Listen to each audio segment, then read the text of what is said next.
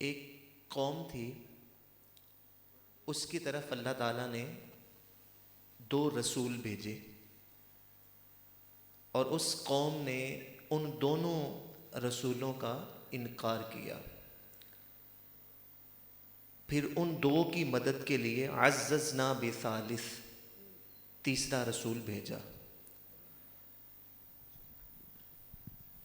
اور اس قوم نے پھر اس تیسرے رسول کے خلاف بھی معاذ اللہ باتیں کی، اور انہوں نے جو باتیں کیں ان کو اللہ نے قرآن میں بیان کیا۔ کہا انہوں نے سب سے پہلی بات جو نبیوں کے خلاف کی وہ یہ تھی، قالوا ما انتم الا بشر مثلنا، وہ کہنے لگے کہ تم رسول تو نہیں ہو، تم تو ہمارے جیسے بشر ہو۔ وما انزل الرحمن من شیء، اور رحمان کی طرف سے تمہاری طرف تو کوئی بھی شے نہیں اتری، تم تو چلتے پھرتے ہو، ہمارے درمیان میں رہتے ہو، تم تو رسول نہیں ہو۔ ان انتم الا تکذبون، معاذ اللہ تم تو جھوٹ بول رہے ہو۔ خیر انہوں نے یہ اعتراض کیا، باتیں کی، معاذ اللہ گالیاں تک دیں، پتھر بھی مارے۔ پھر وہ اقصی المدینہ، مدینہ کے کنارے سے ایک رجل آیا، ایک مرد آیا، حبیب اس کا نام، علماء تفسیر نے بتایا۔ تو اس نے آ کے قوم کو سمجھایا کہ میاں تم انہیں پتھر نہ مارو بلکہ ان کے قدم چوم لو۔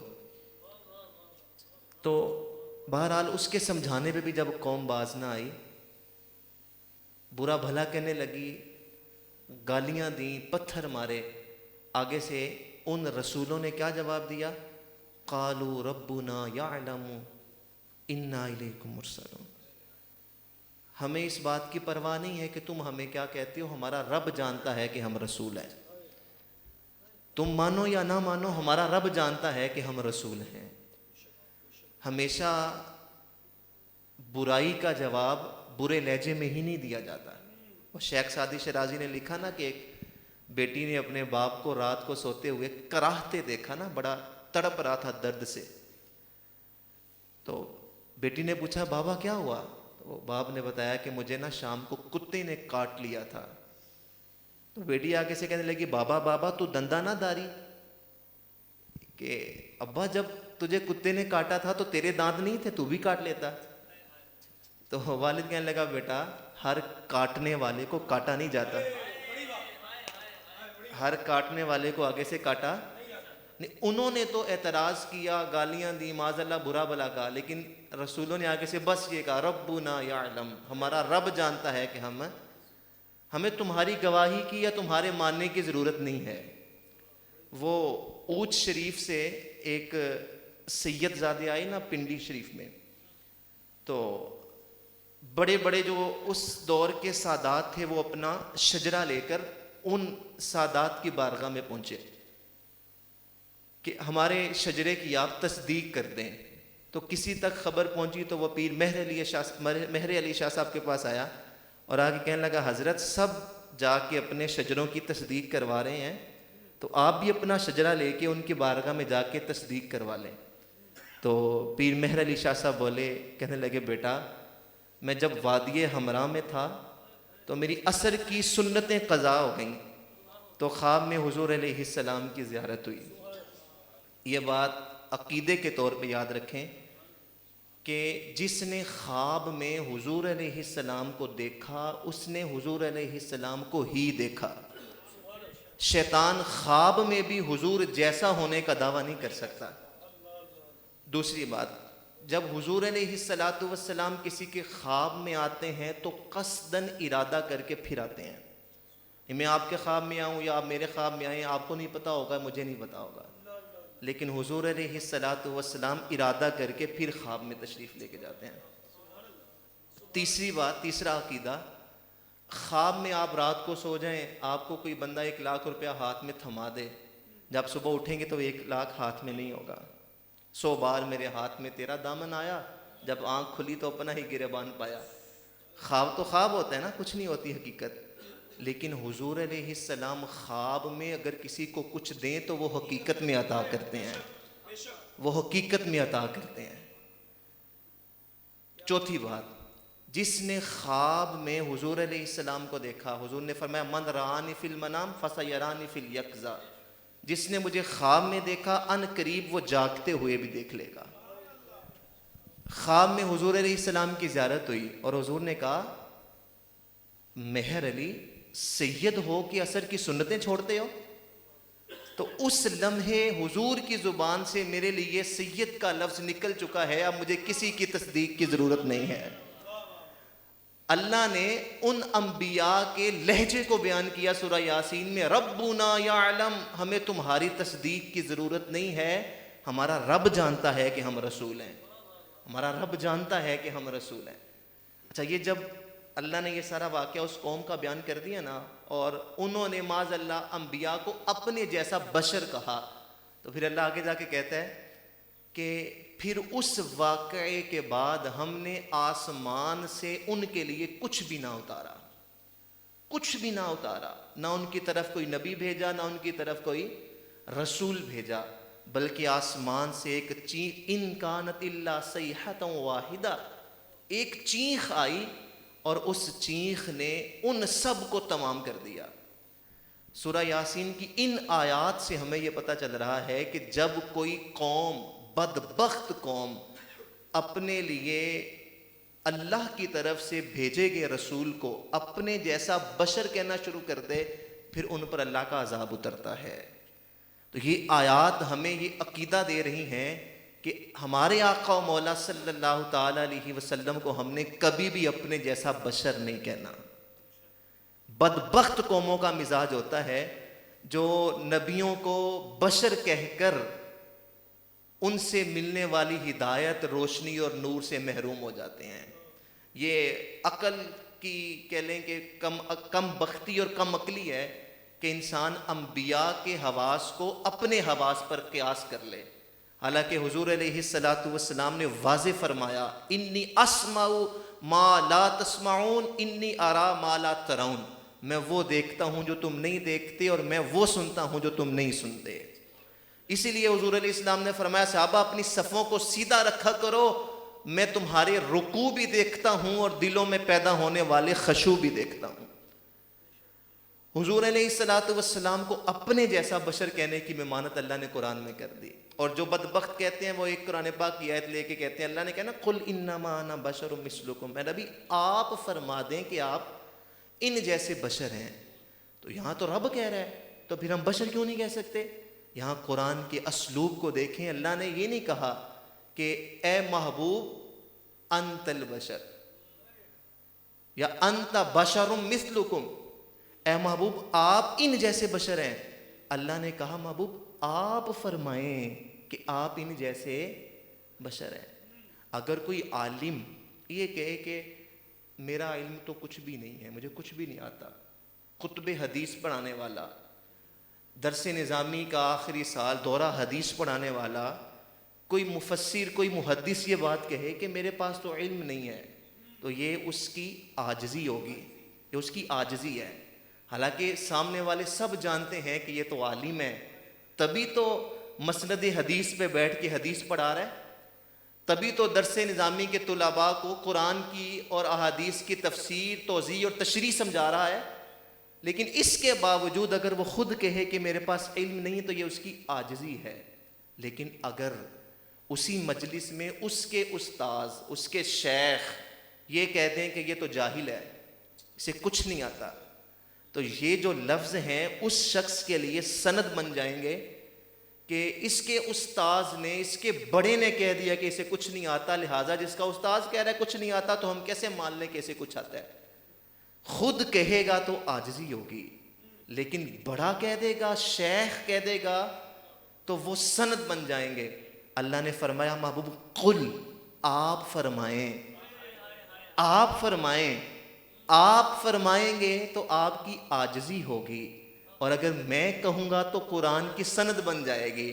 محبوب آپ کہیں تو عاجزی ہے، میں آپ کو بشر تو نہیں کہوں گا، جب میں کہوں گا تو آپ کو وَالضُّحَىٰ وَاللَّيْلِ إِذَا سَجَىٰ کہوں گا۔ آپ خود کہیں یہ تو عاجزی ہے، لیکن جب میں کہوں گا تو وَمَا أَرْسَلْنَاكَ إِلَّا رَحْمَةً لِّلْعَالَمِينَ کہوں گا، جب میں کہوں گا تو یاسین کہوں گا، جب میں کہوں گا تو والعصر کہوں گا، جب میں کہوں گا تو ما کان محمد ابا احد من رجالکم کہوں گا۔ تو یہ قرآن پاک کی آیات، یہ جس متن میں نازل ہوئی نا، حضرت ابراہیم علیہ السلام نے اپنی قوم کو، جب وہ قوم بتوں کی پوجا کرتی تھی تو آپ نے اس قوم کو کہا کہ تم اگر خدا کو، ان بتوں کو خدا مانتے ہو تو پھر میرے مقابلے میں آؤ اور میرے دلائل کا جواب دو۔ اللہ نے یہ سارا واقعہ قرآن میں بیان کیا۔ تو وہ باتوں کا جواب دیتے گئے۔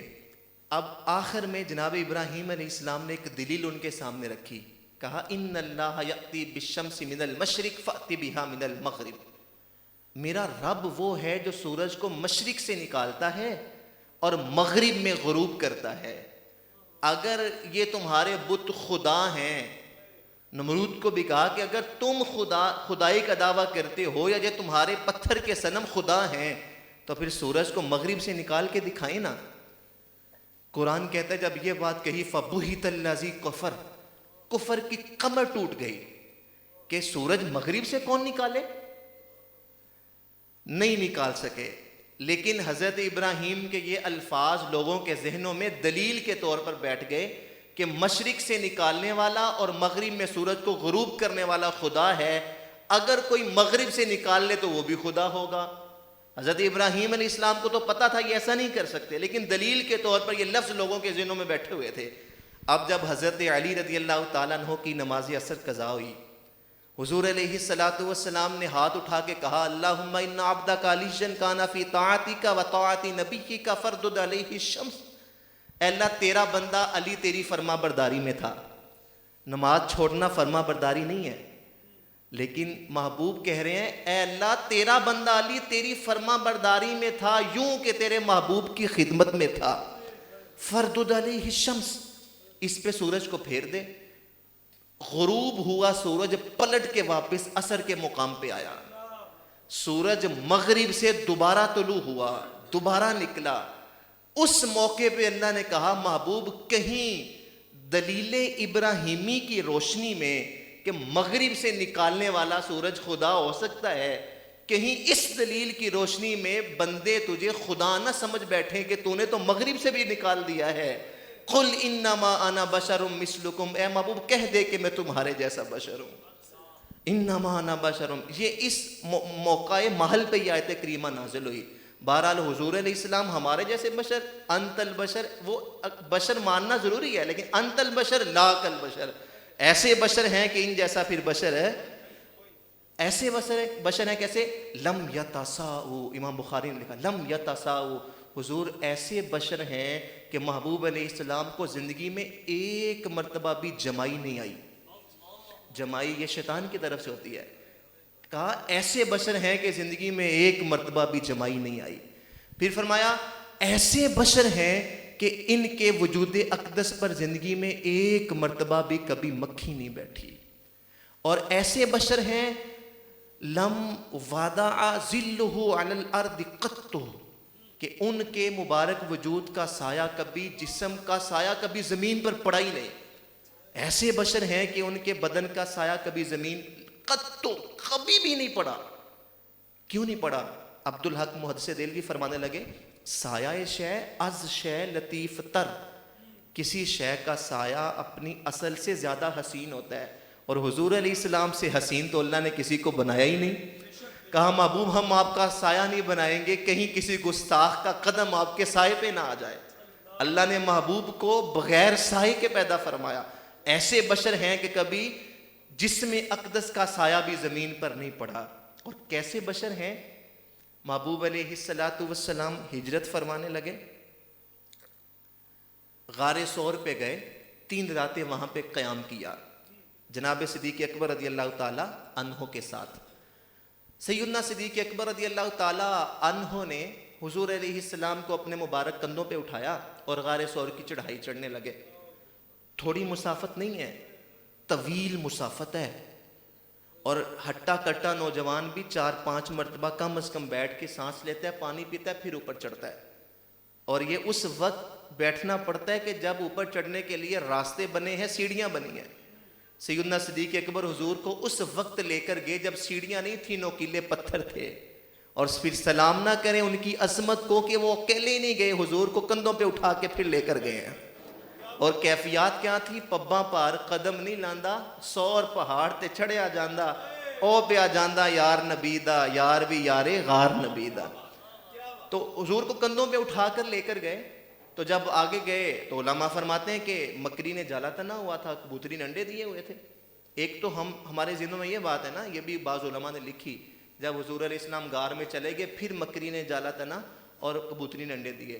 بعض علماء نے یہ بھی لکھا ہے کہ جب حضور پہنچے تو اس سے پہلے ہی جالا بھی تنا ہوا تھا اور کبوتری نے انڈا بھی دیا ہوا تھا، مگر حضور علیہ السلام اس جالے سے گزر گئے، جالا نہیں ٹوٹا، جالا نہیں ٹوٹا۔ کیوں؟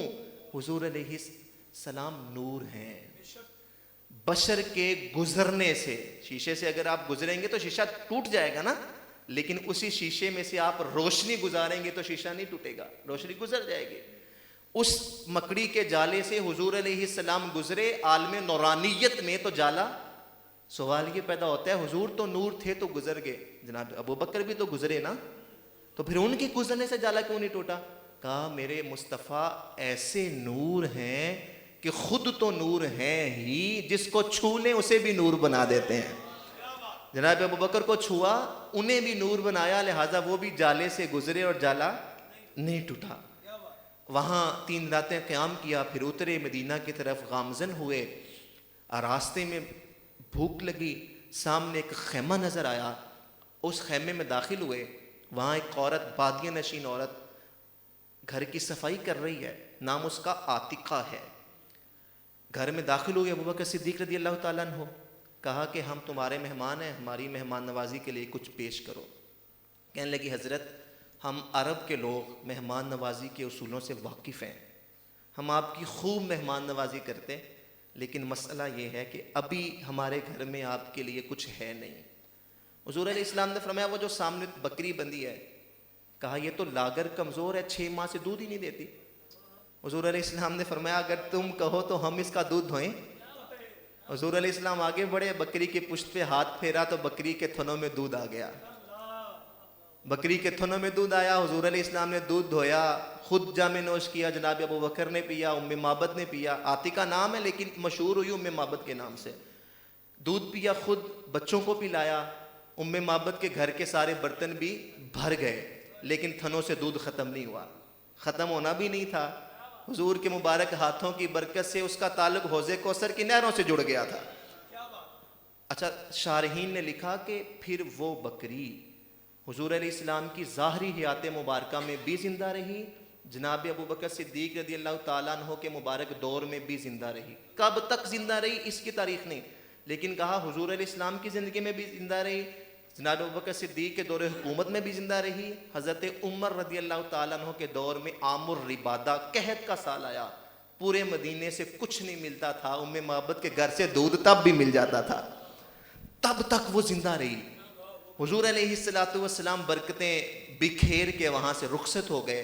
شام کو اس کا شوہر، عاتقہ کا شوہر ابو معبد آیا، اب کہنے لگا ام معبد ہمارا گھر آج نا نور برسا رہا ہے، ہمارے گھر میں کون آیا تھا؟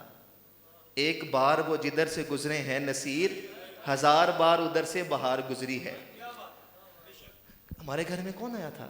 اب وہ ام معبد تو جانتی ہی نہیں تھی کہ جو آئے تھے وہ رسول اللہ تھے، اللہ کے رسول تھے، پہلی نظر میں دیکھا تھا۔ کہنے لگی جاء رجل مبارکن، ہمارے گھر میں کوئی مبارک آیا تھا، جس کے ہاتھ بکری کی پشت میں آئے تو تھنوں میں دودھ آ جائے وہ مبارک ہی نہیں، اور جس کے آنے سے کچی کلی بھی نور برسانے لگے وہ مبارک نہیں تو اور کیا ہے؟ شوہر کے دل میں نا اشتیاق پیدا ہوا۔ شب جمعہ ہے، ببرکت گھڑی ہیں، اللہ ان جملوں کی برکت سے ہمیں حضور علیہ السلام کی زیارت نصیب کرے۔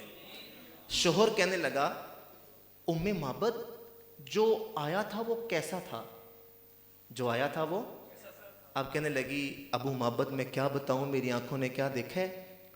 رأیت رجلا ظاہر الوداع حسن الخلق ملیح الوجه لم تعبه سجلہ ولم تزربه صعلہ قسیم وسیم عینیہ تعج اشفارہ وطف صوتہ سہل احول اقہل ازج اقرن عنقہ سطع لحیتہ کثاثا اذا صمت فعلیہ الوقار وَإِذَا تَكَلَّمَ سَمَاءَ لَهُ الْبُهَا حُلُوُّ الْمَنْطِقِ أَبْهَى النَّاسِ أَجْمَلَهُ مِنْ بَعِيدٍ أَحْسَنَهُ مِنْ قَرِيبٍ رَابَعَةٌ لَا تَشْنَوْ عَيْنٌ مِنْ طُولٍ لَا تَقْتَحِمُهُ عَيْنٌ مِنْ قِصْرٍ غُصْنٌ بَيْنَ غُصْنَيْنِ وَهُوَ عَنْدَرُ الثَّلَاثَةِ مَنْظَرَهُ لَهُ رُفَقَاء يَحُفُّونَ بِهِ إِذَا قَالَ اسْتَمَعُوا لِقَوْلِهِ وَإِنْ أَمَرَ تَبَادَرُوا إِلَىٰ أَمْرِهِ محفوظ مشہود لا آبس ولا مفند. اس کے لفظ عربی کے ہیں لیکن اگر عربی لغت سمجھ میں نہیں بھی آتی تو اس کے لفظوں کی مٹھاس ایسی ہے کہ روحوں میں نور اترتا ہوا محسوس ہوتا ہے. اللہ ان لفظوں کی برکت سے ہمیں حضور کی زیارت نصیب کر دے اور وہ جلوہ جہاں آرا اللہ ہمیں بھی دیکھنا نصیب کر دے. لاکھوں شاعروں کی شاعریاں، فصاحتیں اور بلاغتیں معبد کے ایک ایک جملے پہ قربان ہو جائیں. کہنے لگی میرے شوہر میں کیا بتاؤں میری آنکھوں نے کیا دیکھا ہے. اذا تکلم الرؤیا کالنور یخرج من بین ثنایاہ، جب کلام کرتا تھا سامنے والے دانتوں سے نور کی کرنیں بھی چھن چھن کے نکلتی تھیں. اذا ضحک یتلالأ فی الجدر، مسکراتا تھا تو سامنے والی دیواروں پہ عکس پڑتا تھا. لمبا حضور کا قصیدہ پڑھا، وقت کے دامن میں گنجائش نہیں کہ ایک ایک لفظ کو بیان کیا جائے، لیکن آخری لفظوں میں اس نے کمال کیا. کہنے لگی میں کیا بتاؤں، بہت سے لوگ دور سے پیارے ہوتے ہیں، قریب آنے میں نقوش میں وہ کشش نہیں رہتی. بہت سے قریب سے اچھے لگتے ہیں، دور سے پیارے نہیں ہوتے. لیکن وہ ایسے حسن کا مالک تھا، دور تھا تو پھر بھی سونا تھا، قریب آ گیا تو اور بھی سونا لگتا تھا. قریب آ گیا تو جس نے دور سے دیکھا اس نے بھی کہا سونے ہیں، اور جس نے قریب سے دیکھا اس نے بھی کہا پیارے ہیں. جس نے قریب سے دیکھا اس نے کہا احسن منک لم تر قط عینی، آپ جیسا میری آنکھ نے دیکھا ہی نہیں. اور جس نے دور سے دیکھا بریلی میں اس نے کہا بلبل نے گل ان کو کہا، قمری نے سروے جاں فضا، حیرت نے جھنجھلا کر کہا یہ بھی نہیں وہ بھی نہیں. خورشید تھا کس زور پر کیا بڑھ کے چمکا تھا قمر، بے پردہ جب وہ رخ ہوا تو یہ بھی نہیں. جس نے قریب سے دیکھا اس نے کہا کأن الشمس تجری فی وجہہ، وہ مولا کائنات تھے، کہا چہرہ ایسا تھا جس طرح سورج حضور کے چہرے کا طواف کر رہا ہو. اور جس نے دور سے دیکھا اس نے کہا مکھ چند بدر شاشانی ہے، متھے چمک دی لاٹ کالی زلفت اکھ مستانی مخمور اکھی ہن. تو حضور قریب سے بھی پیارے اور دور سے بھی پیارے. اسی لیے جبریل امین نے کہا تھا آفا کہا گردی دام مہر بتاں ورسی دام بسیار خوباں دی دام، لیکن تو چیزیں دیگری. حضور میں نے قلبت مشارق الارض و مغاربہا، میں نے مشرق و مغرب کو کھنگال کے دیکھا ہے، مگر آپ جیسا حسین میری آنکھوں نے نہیں دیکھا. آپ جیسا حسین میری آنکھوں نے، لکھاں آئے لوگ زمانے دے محبوب خدا جیا کوئی نہیں، لکھاں سونے بن بن بیندے نہیں وہ دی خاکے پا جیا کوئی نہیں. تو جن کا حسن، اب یہ معبد نے پہلے حضور کو دیکھا تھا نہیں، جانتی تھی نہیں. اگر کوئی جاننے والا کوئی صحابی یا صحابیہ کا قول ہوتا شاید کسی کے ذہن میں یہ خیال آتا کہ یہ جانتی ہے مانتی ہے، یہ جانتا ہے مانتا ہے لہٰذا عقیدت میں کہہ رہا ہے. میاں یہ تو جانتی بھی نہیں، لہٰذا اس کا کہا ہوا ایک ایک لفظ عقیدت پر مشتمل نہیں ہے، حقیقت پر مشتمل ہے. تو جو پہلی نظر دیکھتا تھا وہی برملا کہتا تھا کہ ان جیسا بشر ہم نے نہیں دیکھا، انت البشر لا کل بشر، ہم نے ایسا بشر دیکھا ہی نہیں ہے.